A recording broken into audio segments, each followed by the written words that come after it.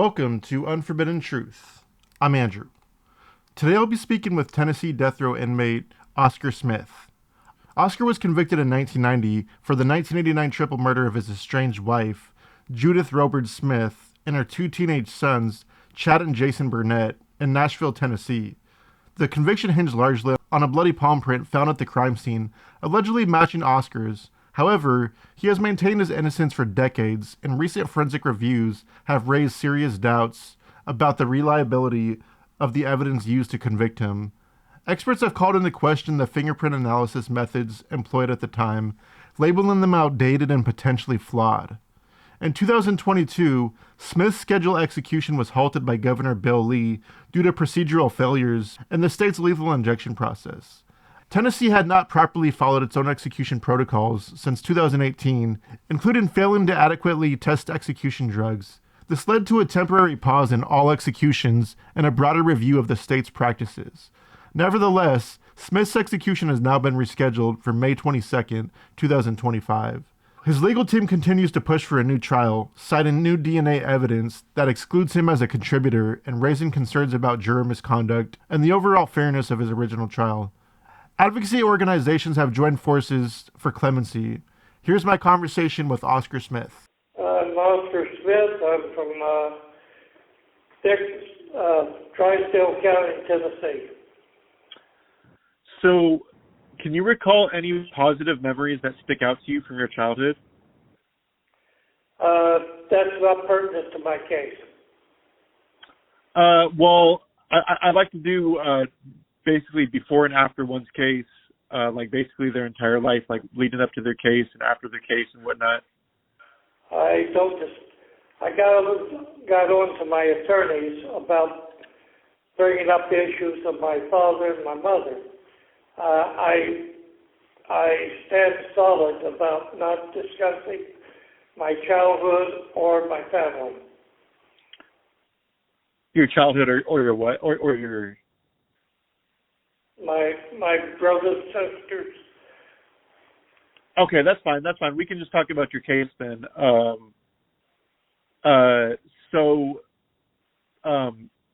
Before we talk about your case, are you and this is related to your case, by the way. This is why I'm asking.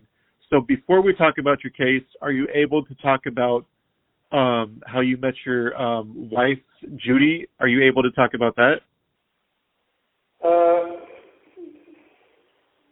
Limited. What's that? It's limited what I can talk about.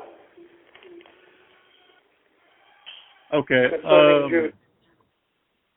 You said there's not much we can talk about regarding her? There's not a lot to say.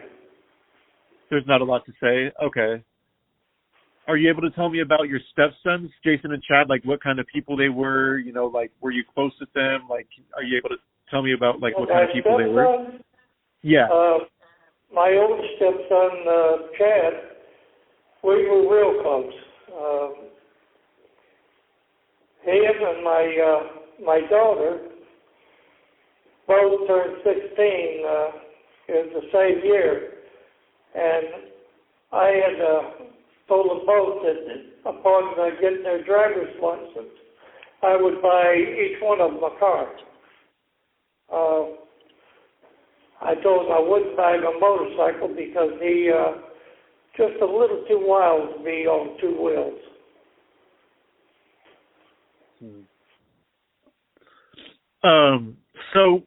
So this next question is, I think, is the most important thing related to your case, which is related to how you ended up losing two fingers, and I only ask because. Can you talk about that? During the fall of '84, something had happened at the house with my babysitter's friend. I had let one of my brother's friends stay there for a while. He assaulted the young lady while I was taking care of some business. I come home. He had ripped the coat off and beat her up in the front yard. I kicked him out, and he made threats. I had to go to the grocery store that evening, and when I came in, set the groceries down, I was carrying a 38 Smith snub nose. I was wiping it off with a silicone rag, and it discharged premature. That's how I lost it. The big gold ring took one off, and the bullet took the other.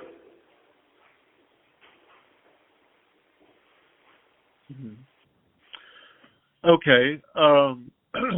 So let's talk about your case now. So I know you I understand you're proclaimed to be innocent and have since you were arrested, correct?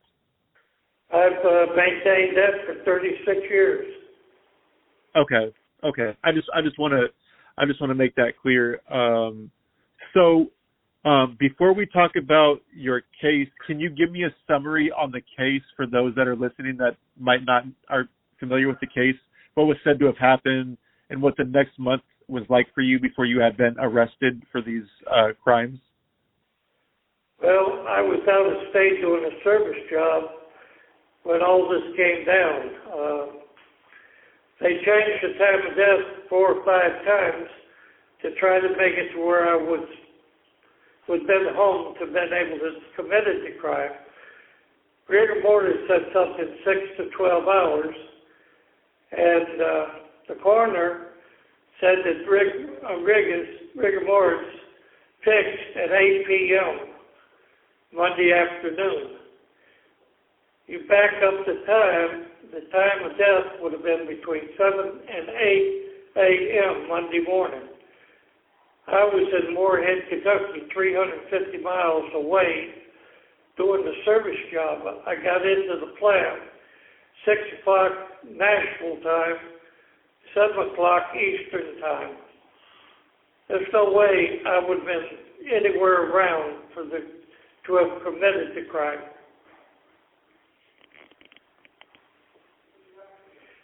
And we don't have the stuff in Star Trek where you can beam from one place to another. It's physically impossible for me to have been in Nashville committing a crime. Right. So can we talk about the evidence that has come into question? I believe it was 2022. It was the handprint that they claimed had been missing 2 fingers. But I have read something about, I think it was either your defense or an advocate of yours had claimed that either police or the prosecution had done something to tamper with evidence or something like that. Can you talk about that and like what that was all about? All right. I can answer that real quick. I've had 2 forensic places since I was been in federal court that has tested the sheet.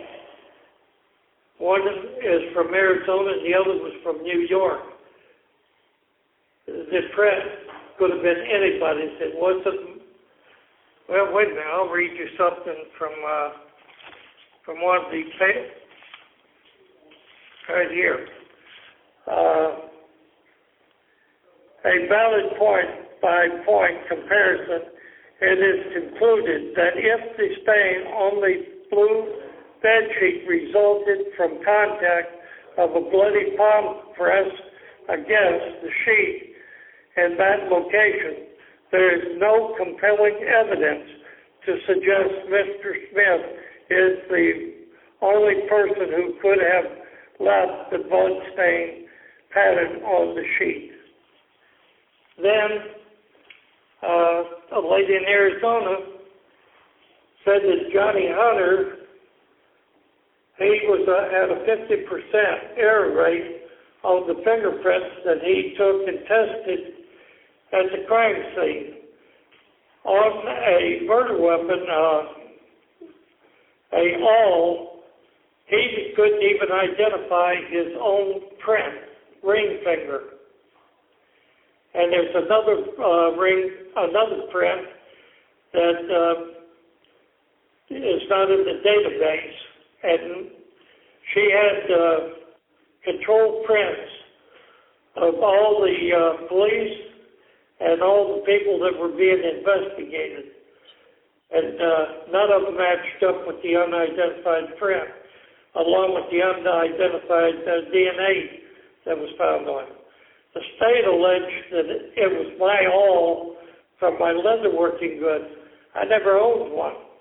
But if I had, the new DNA process I got from 2017, which they got the technical equipment to identify the print, the DNA rather, is called touch DNA. My DNA would have been all over that if that had been one of my particular tools. I never owned it, never knew of it. That's the bottom line. They claimed several times during the trial, it's Mr. Smith's all from his leatherworking goods, tools. It was a flat, blatant lie to the jury. So, are you saying that are they trying to retest something, or are they trying to do something before next month? Like, are they trying to? Are they able to do something before next month? We had 7 items we wanted to have tested to see if maybe one or all of the other items that we wanted tested matched the DNA on the 2 that we did have tested. The court is not wanting to let us do it. Are they given a reason as to why are they just saying refuse, like no reason or anything? They're saying that circumstantial evidence outweighs any DNA evidence. Hmm. So your advocates and your legal team and everything right now, are they doing anything for you right now to like yes, any last minute? They're working on something, but I'm not at liberty to discuss that particular issue. Right, of course. Yeah, I understand that completely. Right. So you mentioned earlier that you originally had 2 execution dates, which was 2020 and 2022. Is that correct? That's right. I went to death watch for the 2022, and I came within 15 minutes of execution when the governor gave a reprieve. Are you willing to talk about what Death Squad is like? I mean, I don't think anybody has ever given an account as to what Death Squad is like. I'm just curious. Well, the thing about it is, when I got to the to the cell that I was going to be housed in, I felt like just before I stepped into the cell, I had somebody on my right arm and my left arm. And when I put a foot in the cell, every bit of tension and anxiety drained out of me, and I was relaxed, content, and peace of mind the entire time I was in the death watch.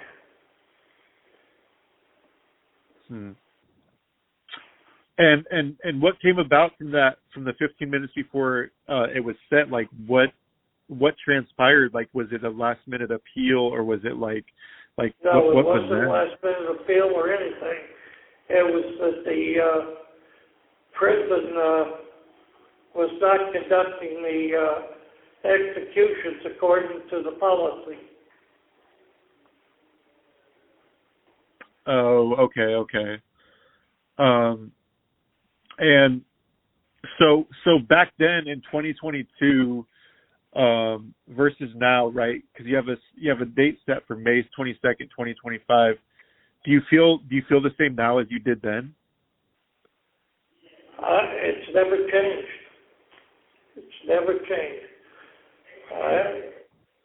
It does not affect me mentally or physically.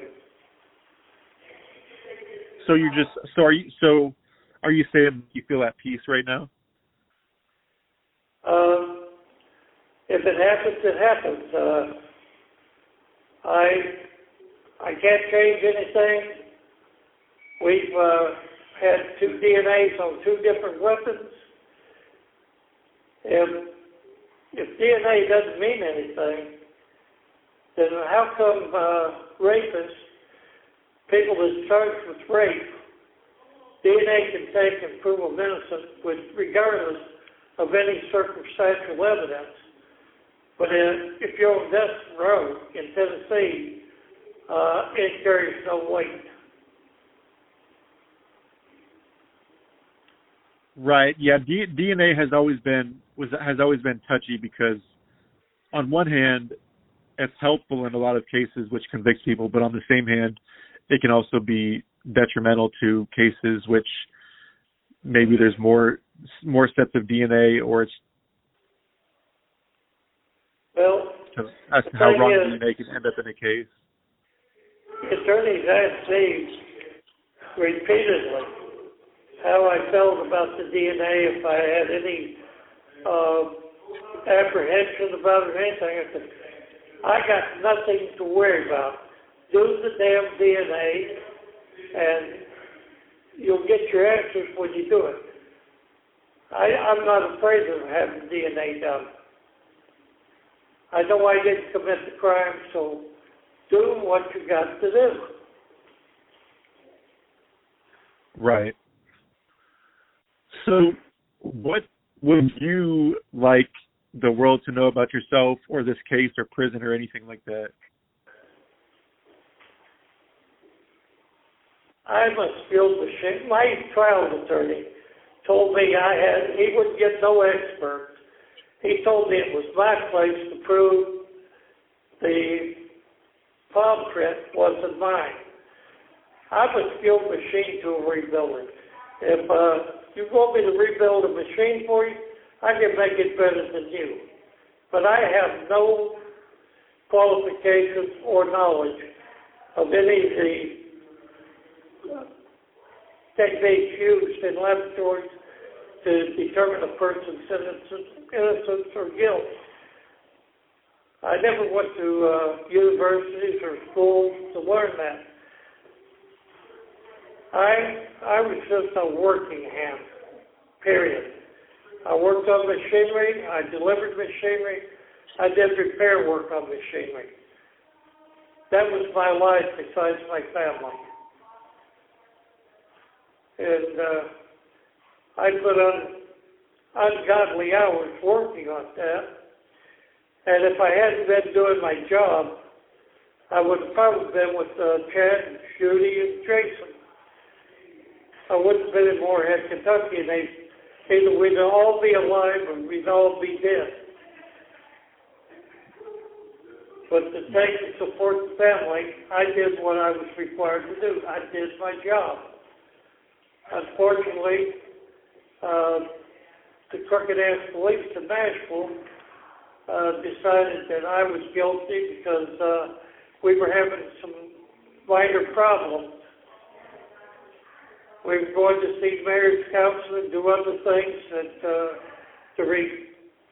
keep the marriage together. But when my attorney told me that I needed to explain why it was my palm print, everything that was brought against me, I even told him that the insurance was a fraud. But the DA was able to take and get an insurance agent to tell a lie to the jury that I would have collected $100,000, which was a fabrication. I couldn't have got diddly out of it.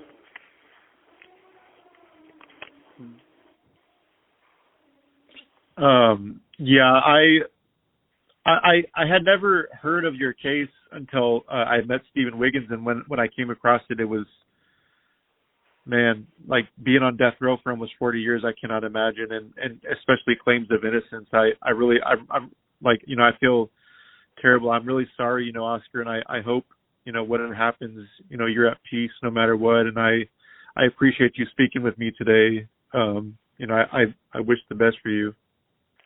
Well, you can ask Steve. I've got the lab reports for the DNA on the knife and the awl and the fingerprint evidence laying right before me. And I'm not telling you anything that isn't factual. Right. No, I believe that. Steve's told me a lot about you and a couple of other guys that he knows on the road there. And I know there's innocent people that are put to death all the time. I mean, look at, George Stinney and countless other people who've been executed throughout history. And it just really pisses me off that they can do that and just say, oops, and just move on. We've had 13 executions since Tennessee started the death penalty back. 3 of the 13 were actually innocent. And they denied one man's daughter from being able to do DNA to prove his innocence because they didn't want to admit to killing somebody that was innocent. But she tried to get the DNA. She was going to pay for it. She wanted to know for her own peace of mind that what her father said to her was the truth. And the state absolutely would not let her have the test run. And that's the problem with the death penalty in these states that has got it. Texas has got a case right now in the U.S. Supreme Court on whether an inmate has the right to DNA to take and prove his actual innocence. They're expecting a ruling on that sometime between June and the fall. Well, my attorneys wanted to see the result of what they decided on that particular case because they thought that they might be able to take and bring these 2 items that I had tested back into court using the ruling they make. Everything is a great big question mark on DNA right now. Right. Yeah. DNA is I mean, there's a lot of good things they're doing nowadays with DNA, but at the same time, there's still people and things that fall through the cracks, and they end up getting convicted, and it's harsh sentences like death sentences or life sentences, and all they care about is their success rate in court. Remaining. Success rate in court, but I know it's about to cut us off, so I want to thank you again, Oscar, and feel free to call or whatever if you feel bored or just want to chat. I'm always around. I like I said, I hope the best for you, and thank you again. That was my conversation with Oscar Smith.